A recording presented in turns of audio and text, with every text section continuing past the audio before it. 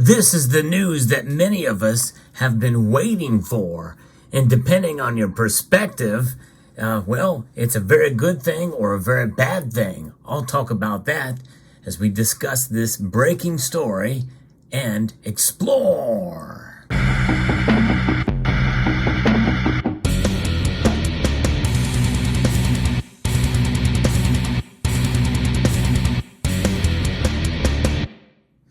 This just came across the wires that I'm seeing here today on August 22nd, 2023.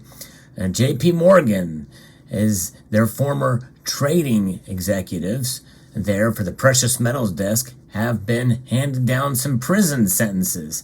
This coming to us from the New York Post. If you enjoy stories like this, I hope you will consider subscribing to the channel.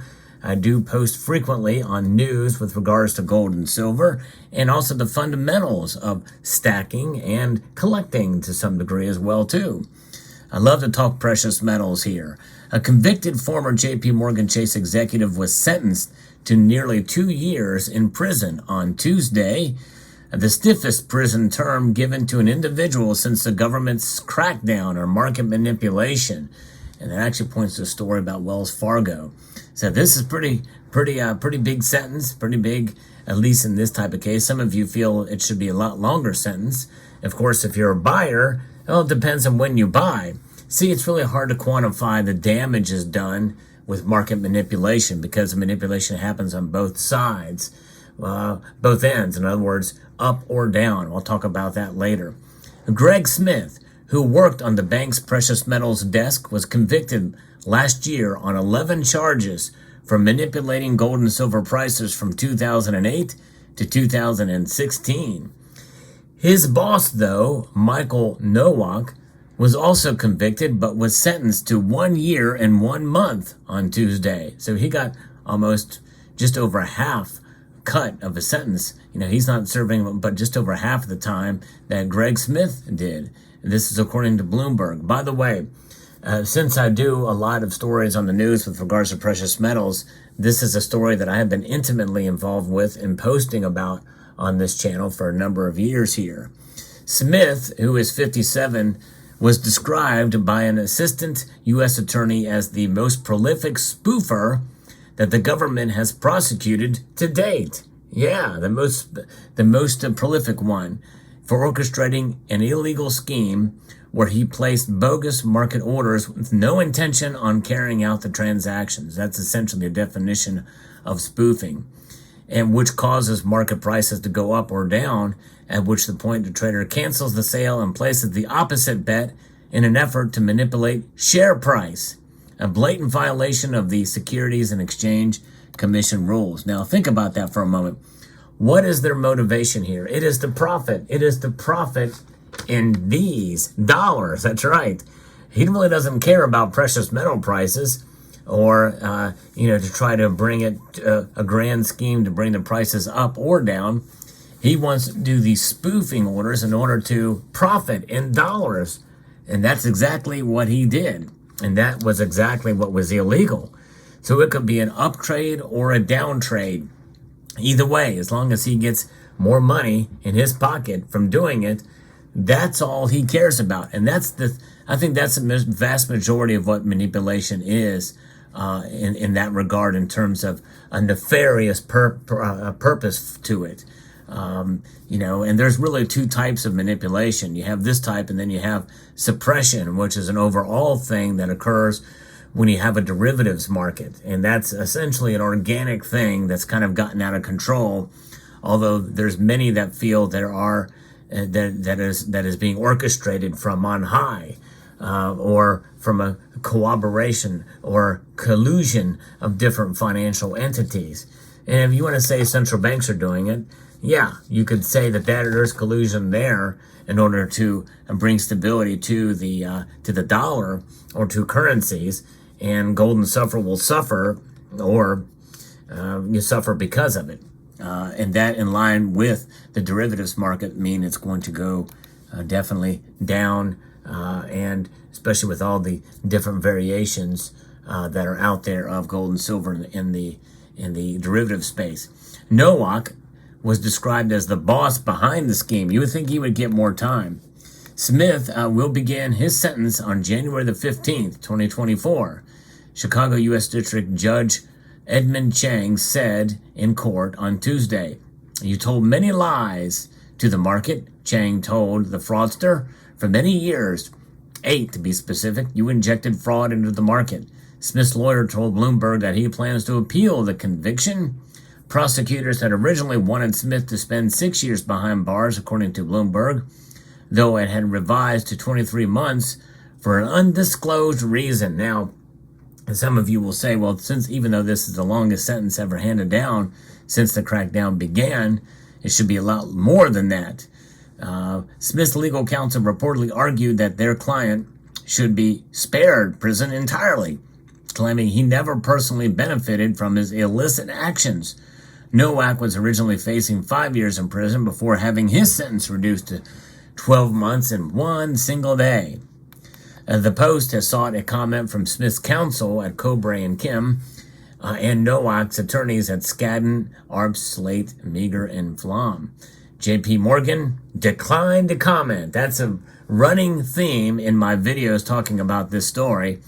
There's always that sentence in there that J.P. Morgan declines to comment, even though they had admitted to it and they had to pay $920 billion in fees to the government for what these people did.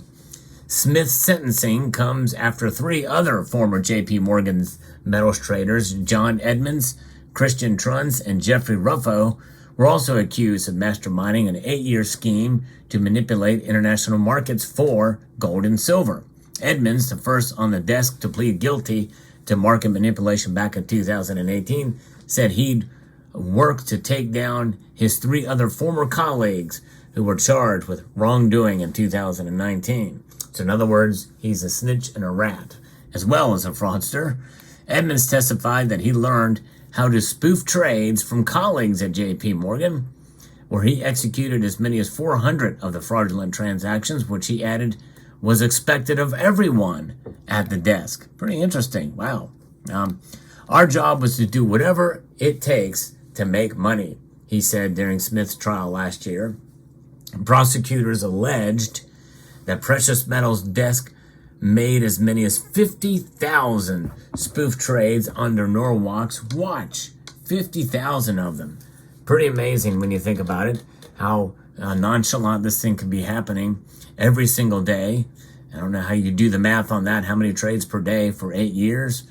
Trunz, Smith's protege, who sat next to him in J.P. Morgan's New York office, also pleaded guilty to the crime and skirted jail time by agreeing to cooperate with the Department of Justice. And Trunz was another star witness who testified during Smith's trial last July when he said Smith was so fast at placing and canceling bogus orders that his colleagues would joke he needed to put ice on his fingers and cool them down. Ooh, la la la la. Yes, indeed, this was the open strategy on the desk.